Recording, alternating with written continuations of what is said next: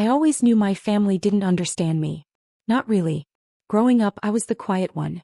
Not shy, just inward. While Travis was the center of attention, cracking jokes at the dinner table and winning trophies in high school football, I was the one in the corner with a book or later, a laptop. My victories weren't celebrated with cheers or banners. When I won my first statewide coding competition at 15, my mom smiled politely and said, "That's nice, honey," before turning back to Travis's game schedule. He was the heartbeat of the family, charming, athletic, golden. Me. I was more like background music. Present, consistent, but rarely noticed. I didn't resent him, not really. It's hard to resent someone for being loved out loud when your whole life you've been taught to love quietly. After college, while Travis went into corporate sales, an easy transition for someone who could talk his way into or out of anything, I poured every ounce of myself into my software startup. I ate ramen at my desk, pitched investors in coffee shops, and pulled all-nighters writing code until my fingers ached. There was no safety net, no family cheering from the sidelines, just me, and an idea I refused to give up on. And last week it finally happened. A major West Coast tech firm signed a partnership with us. 7 figures. A seat at the table. Validation that everything I'd sacrificed was worth it. I was in San Francisco when the deal closed. I remember sitting on the edge of a hotel bed, the email glowing on my screen, and for a moment just breathing. Not celebrating, breathing. Like I'd been underwater for years and had finally come up for air. I flew back to the East Coast the next morning. Travis's wedding was in 2 days, and I had cleared everything to be there. Meetings postponed, investor calls rescheduled. My team told me to rest, take time off. But I couldn't miss his big day. Despite everything, he was my brother. Part of me hoped, maybe naively, that this time things would be different. That someone might ask about the deal. That mom might hug me a little tighter. That dad might say, "We're proud of you too." But as I stared out the plane window, watching clouds roll beneath me like folded linens, a quiet feeling settled into my chest. One I had carried my whole life but never fully named. I was never the main character in my family's story. And what I didn't know then was that I wasn't even part of the narrative anymore. I was flying home for a wedding where I didn't know I'd already been written out. The rehearsal dinner was held in a rustic vineyard just outside town, with string lights draped from oak trees and white tablecloths fluttering in the evening breeze. It looked like a Pinterest board brought to life, picturesque, curated, and just polished enough to feel impersonal. I arrived early, wearing a navy dress I'd bought last minute in San Francisco, still tagged with the price I hadn't had time to cut off. I remember checking the mirror twice before stepping out of the rental car, reminding myself that I belonged there. That I was family. That this wasn't about me. The moment I stepped onto the gravel path, I sensed the distance. Not physical but emotional. A slight delay in eye contact. Hugs that felt half-finished. My mother gave me a quick once-over, then pulled me aside and whispered, "Could you help with the slideshow later?" Claire's overwhelmed. Claire, Travis's fiancée. The bride-to-be with perfect teeth, perfect curls, and apparently final say on everything. I smiled and said yes, but the sting had already begun. Inside the barn-turned dining hall, place cards lined the long wooden tables. Names written in elegant script on pale pink cardstock. I scanned the rows looking for mine. I found it near the back next to the bathroom. Natalie. Not Natalie, my name. Just 5 letters. But even that felt like too much to ask for. I sat down anyway, folding the card between my fingers like it was a napkin. People bustled past without noticing. My Uncle Bob walked by twice and didn't say hello. My cousin, who I hadn't seen in years, nodded politely like I was someone he passed in line at the DMV. When Travis stood to give his speech, the room quieted. He raised his glass and talked about love, commitment, and gratitude. He thanked Claire's parents for hosting, his groomsmen for the bachelor party, even his high school coach for teaching him how to show up. Then at the very end he said, "And to my little sister, thanks for being here. I know tech stuff makes your schedule hard." That was it. A throwaway line. No mention of the 3 a.m. calls when he needed help with his resume. No mention of the $5,000 I wired him to cover rent after his startup flopped. No mention of how I flew back and forth for mom's chemo treatments while he was too busy at work.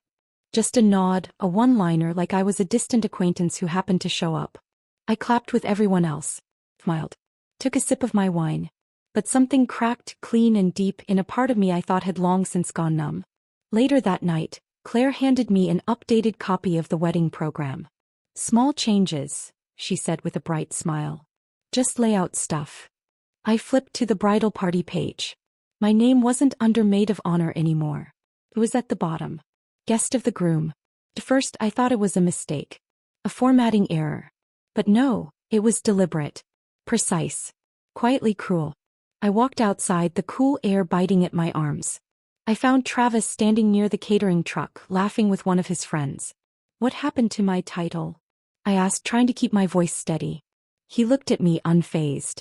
Claire wanted to simplify things, he said. She thought the Maid of Honor should be someone more involved. I helped design the entire slideshow, I replied. I booked your honeymoon flights when you forgot. I flew across the damn country, Travis. He shrugged. It's not personal. We just didn't want the wedding to feel like a tech convention. I laughed, once sharp and hollow. Not personal. Like stripping me of recognition of my place, of even my name, was just logistics. Like my presence was a technicality they had to tolerate. And for the first time I didn't feel small. I felt angry. Quietly, blisteringly angry. Because it finally hit me. Family for them wasn't about love. It was about optics. And I didn't fit their picture. That night I didn't sleep. I lay in the dark of the hotel room, the ceiling fan clicking above me in slow, rhythmic pulses like a second heartbeat. The walls felt too close, the air too still. I had kicked off my shoes hours ago, but I still hadn't changed out of my dress. The navy fabric clung to my skin, creased and wrinkled. Like me, like the way I was trying to hold shape in a space I no longer fit into. I kept replaying the moment with Travis over and over as if I could edit it in my memory. His shrug, his careless words, that stupid line about the wedding not feeling like a tech convention. I wanted to think it was Claire.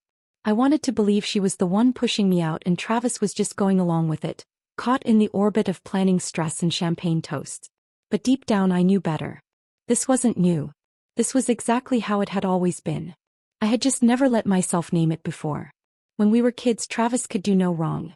He once broke Mom's favorite vase tossing a football in the living room, and I still remember her patting his head and saying, "It's okay, sweetie. Just be more careful next time." The same week I accidentally deleted a document off her computer, and I got grounded for a month. When I got straight A's on my report card, she said, "That's expected of you, honey." When Travis got a C+ in math, Dad brought home pizza to celebrate the effort. That feeling, the one I hadn't let myself feel in years, came back hard that night. It wasn't sadness. It was something heavier, something closer to recognition. They had never really seen me. Not then. Not now. I closed my eyes and told myself to forget it. That it was just a wedding. Just one day. I'd go home, bury myself in work and let it fade. But then the next morning I opened my phone and saw it. A photo in the family group chat. A long table at the brunch place Travis loved. Mimosas. Smiles. Claire's bridesmaids in pastel robes. My parents, arms linked. Travis front and center, grinning. Me. Not even a mention. No "where's Natalie?" No "wish you were here." Just photo after photo. Toasts. Laughing faces. Hashtags. They hadn't forgotten me. They had excluded me. Deliberately. Like I was never even part of this to begin with. I stared at the screen until my eyes blurred, then slowly opened the Verizon app. My thumb hovered for a moment before I tapped into the account settings. Family plan. 5 lines. Mom, Dad, Travis, Claire, and me. For 4 years I'd paid the entire thing. Every month. Quietly. Automatically. When Dad got laid off I told him not to worry about it.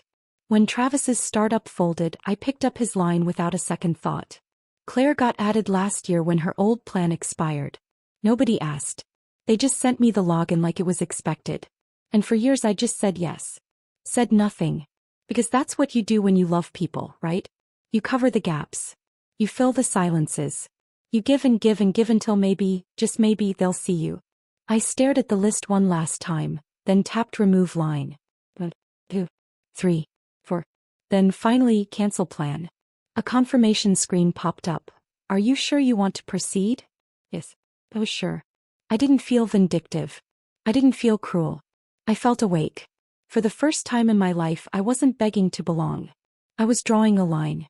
Not out of revenge. Out of respect for myself. Because if they could erase me from their table, I could erase the bill that kept their phones buzzing. I spent the morning of the wedding making phone calls. Not to florists or hairstylists or last-minute gift deliveries, but to banks, pharmacies, and a very apologetic car dealership in New Jersey. My voice was calm, my tone professional. Yes, I'd like to cancel the automatic payment linked to my account. Yes, I understand the consequences. No, I won't be authorizing any future charges. Over and over. Like clockwork. Each line cut felt like trimming off a dying branch that had drained me for years. The truth was, they didn't just lean on me. They built parts of their lives on me. Mom's medication plan?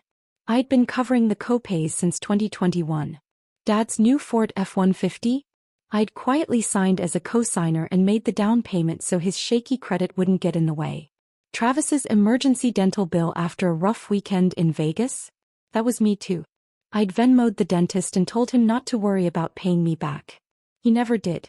They never asked me directly either. They just assumed that I'd help, that I'd say yes, that I'd be the backup generator when their lives short-circuited. And I had. Till now. I hung up the last call, exhaled slowly, and sat still in the quiet hotel room. It was strange, how peace could feel like both freedom and grief. I wasn't doing this to punish them. I was just done pretending I didn't see what they were doing. I dressed slowly, choosing the black dress with intention.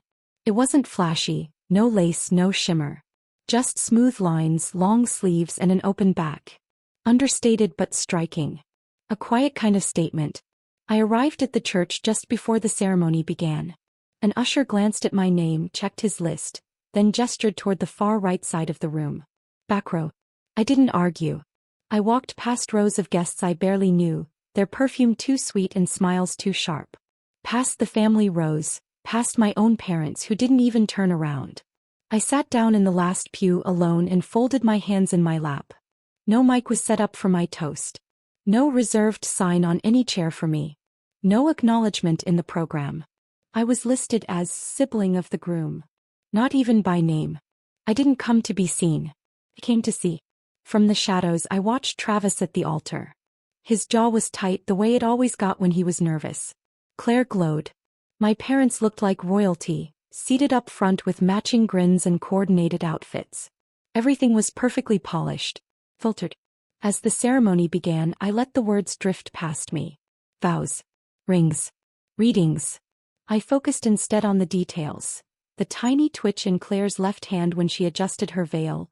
The way Travis kept glancing at the crowd, like he was making sure someone important was watching. But they weren't watching me. And that was the point. I sat in that back pew with a stillness they would never understand. Not coldness. Not bitterness. Just clarity. They had erased me in plain sight. And I had let them, again and again, because I thought that was love. That silence was strength. That invisibility was something noble. But as I sat there, dress draped around my ankles, hands still, eyes forward, I realized something different. Maybe silence wasn't weakness. Maybe silence was power, when chosen. When the ceremony ended and everyone rose to clap, I stayed seated for a moment longer.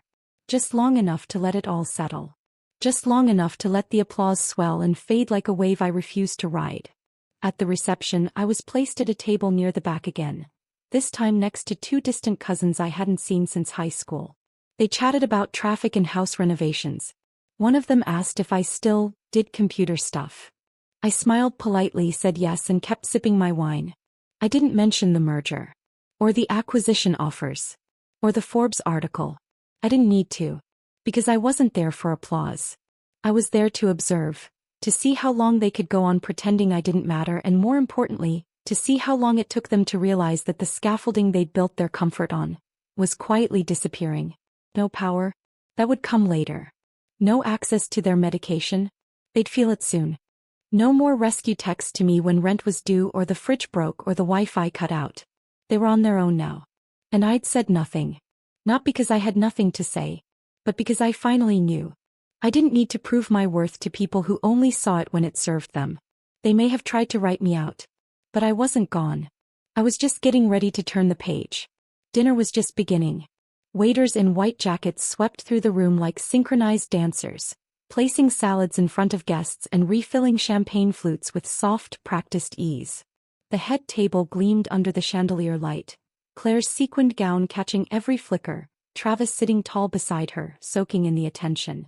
A slideshow played on loop behind them. Photos of their engagement, childhood snapshots, family vacations. I wasn't in any of them. Not once. I picked at the corner of my napkin in silence, trying not to feel it too deeply. But there it was again, that cold ache in my chest. That hollow sensation of being present but invisible. I took a sip of water, eyes scanning the room, grounding myself. I had come here to observe, not to be observed. I had made peace with that. Or so I thought. Then he appeared. Tall, well-dressed, with a kind of quiet confidence that didn't need a stage. He held a glass of red wine in one hand, a sleek black phone in the other. His tie was slightly loosened, like he'd already made his rounds and was now looking for someone real to talk to. He stopped right at my table. "Excuse me," he said with a polite nod. "You're Natalie Jameson, right?" My spine straightened. Few people here even remembered my name, much less said it with that kind of precision. "Yes," I said, cautious. He extended his hand. "Rick Harmon, CEO of Connex Tech." I blinked. One of the top cybersecurity firms in the country. We'd submitted a pitch to them 3 weeks ago. My team had poured everything into it. New encryption architecture, real-time adaptation algorithms, scalable security for decentralized systems. But we never heard back. "I've been trying to reach your office," he continued, smiling. "Your encryption software blew our minds." I opened my mouth but nothing came out. Second later I found my voice. I wasn't aware you'd seen the demo." "Oh, I saw it," he said, taking a casual sip of wine. "Twice actually. My CTO called it the most elegant threat detection framework we've reviewed in 5 years. We were just waiting for the right moment to follow up." A soft laugh escaped me, surprised, a little breathless. "Well, this is unexpected." He leaned in slightly, lowering his voice just enough that only I could hear. "And here I thought Travis's family didn't have any tech geniuses." I blinked. Then it clicked. Travis's boss was sitting just 2 tables away. I'd recognized him earlier. Mid-50s, slicked back hair, pinstripe suit, and the kind of smug grin that made my skin crawl. I remembered Travis bragging that he might land a VP role soon if he played his cards right. He must have invited Harmon without knowing who he really was to me. Rick must have seen my reaction. He smiled and turned toward the head table. Then, deliberate, measured, he raised his glass. "To the real boss of the night," he said, his voice clear, even, and somehow louder than the hum of conversation around him. "To the boss lady." Silence spread like a ripple across the ballroom. First a confused pause. Then heads began to turn. Toward me. Claire froze mid-chew. Her fork hung in the air, half a bite of chicken still on it. Her eyes darted from me to Travis, then back again. Travis's face went pale. Not red with embarrassment. Pale. Like blood had drained straight out of him. His boss turned toward Rick Harmon, eyebrows raised. Someone near me actually gasped. I didn't raise my glass. I didn't smile. I didn't need to. Because in that single moment, without a toast, without a title, without permission, my presence had shifted the entire axis of the room. I wasn't the forgotten sister anymore. I was the woman whose name carried weight. The one they didn't see coming. A few moments passed in stunned silence before the band awkwardly resumed playing, soft jazz floating through the tension that had settled like dust. People tried to return to their conversations, but the atmosphere had changed. Permanently. From the corner of my eye, I saw Travis lean over to Claire, whispering furiously. She shot a glance at me, then looked down at her plate. I couldn't hear what they were saying, but I didn't need to. Their body language said everything. The damage had already been done. And I hadn't lifted a single finger. Rick clinked his glass against mine gently. "I don't usually mix business with weddings, but would love to talk Monday. Something long-term. High-level partnership." "I'd like that," I said, still calm, still in control. He smiled again, gave me a small respectful nod, and melted back into the crowd. And just like that, the dynamic flipped. Suddenly, people at my table started leaning in. "So what kind of software do you work on?" one cousin asked. "Do you travel a lot for your job?" another inquired, as if I hadn't just been invisible a few hours ago. I answered politely, briefly. Let them squirm a bit under the sudden weight of having to care. I glanced toward the head table one last time. Travis was no longer smiling. Claire had set down her fork. And for the first time all night they looked small. It wasn't revenge. It was just truth, spoken loud enough for the whole room to hear. The flight back to San Francisco was quiet the way healing sometimes is. I sat by the window watching the clouds roll by like lazy thoughts, my laptop open in front of me. But I wasn't working. Not really. I was rereading Rick Harmon's follow-up email. Natalie, it's official. Legal has started drafting the partnership. Welcome to the big league. We're going to build something unforgettable. I smiled just faintly. Not from pride. Not from spite. But from something deeper. A quiet knowing that I had stayed true to myself when it would have been easier to play small. By the time we landed, my phone had vibrated itself nearly off the tray table. Messages poured in like a flood. Aunts. Cousins. Even my mother, who hadn't said more than 3 words to me all weekend. Why didn't you tell us Rick Harmon was at the wedding? You could have prepared Travis. Claire's mom was mortified. And then, my favorite one. You really embarrassed your brother. I didn't reply. Not out of anger. Because I was already moving forward. While they were still spiraling in the past. That afternoon I walked into our office. Bright, sunlit, humming with quiet focus. My team stood when I entered, congratulating me on the Tech deal.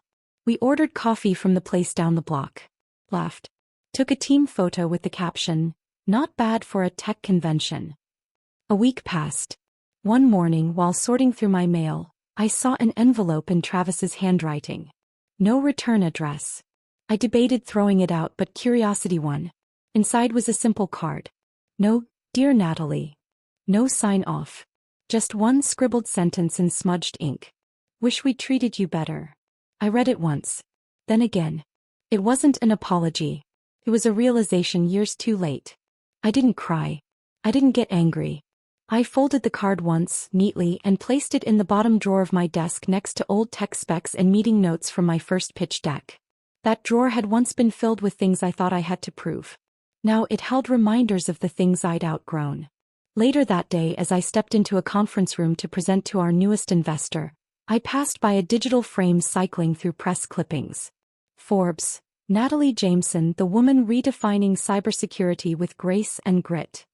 Wired, from the shadows to the spotlight, meet the silent architect of tomorrow's web. TechCrunch. Tech's $80 million bet on encryption started with a toast to the boss lady.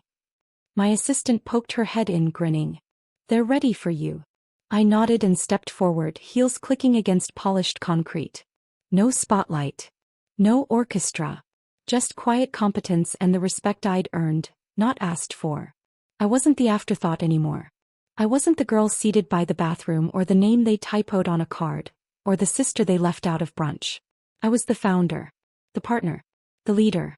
And somewhere, as the noise of their wedding faded into forgotten Facebook posts and wrinkled centerpieces, they'd realize what they lost. They built their big day on optics. I built my life on purpose. And when they're left chasing recognition, I'll still be building. Still rising. Still leading. Because I was never just the sister in the background. I was the future they never saw coming. And now I was already there.